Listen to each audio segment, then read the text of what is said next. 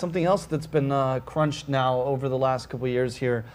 Consumer cash. This is going to be interesting. You want to pull up the chart here? Oh, I love this. I love this chart you found on this. Yeah, absolutely. So here we have the chart coming up here, and it basically just goes to show that the consumer spending, it's the consumer built up a cash buffer. Isn't that it? We're looking for consumer build up a cash buffer in the pandemic, but balances have dwindled. That's what we're looking for.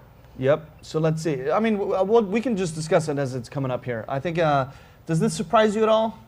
No, it doesn't. It absolutely doesn't at all. What's happened is there was just an announcement that came out. This was a news statistic that came out about a week and a half, 2 weeks ago. Talk about total credit card debt. That total credit card debt, which is on credit cards. This doesn't add up your house, doesn't add up your car, and people could say those are reasonable or unreasonable large debts, but the credit card debt is very much usually related to lifestyle. Yep. And that it was as low as $650, $690 at one point during the pandemic when all the checks came out from the government, the released checks.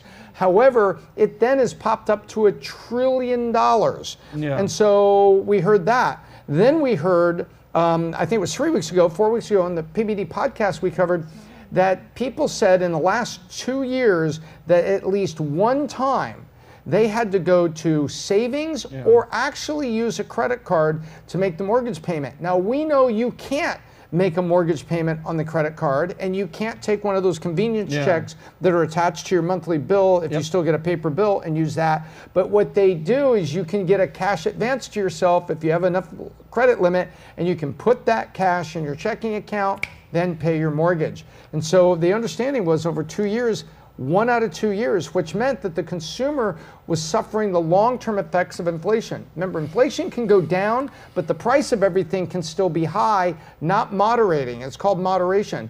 Gas at the pump will spike, then you hear about the price of oil goes down, barrel of oil, and suddenly the gasoline moderates at the pump. That doesn't always happen with the price of eggs or other things you buy. No, exactly. And if you're looking at the chart here, you can see that on 2020 early, obviously it spikes out of nowhere. You're going from almost, low percentages all the way up to 60%.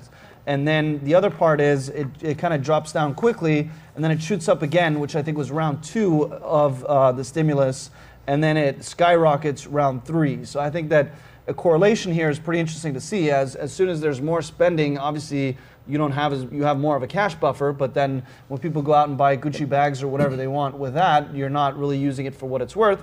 And then the other thing is, now that we're returning more back to normal where you're paying rent, even eviction moratoriums and stuff like that, where people weren't even getting by without paying rent and stuff like that. So I think that in the grand scheme of things, this doesn't really surprise me at all, because as we're returning to the normal, the free money, the endless printing is coming to an end, and now we're going to have to suffer the consequences of it. Yep, and I wish we had this chart to put up. I don't know what happened there, but what it shows is, regardless of income strata in America, the inflation effect and the disposable savings effect right now was the same. That it's coming down and the consumer balances have buffered.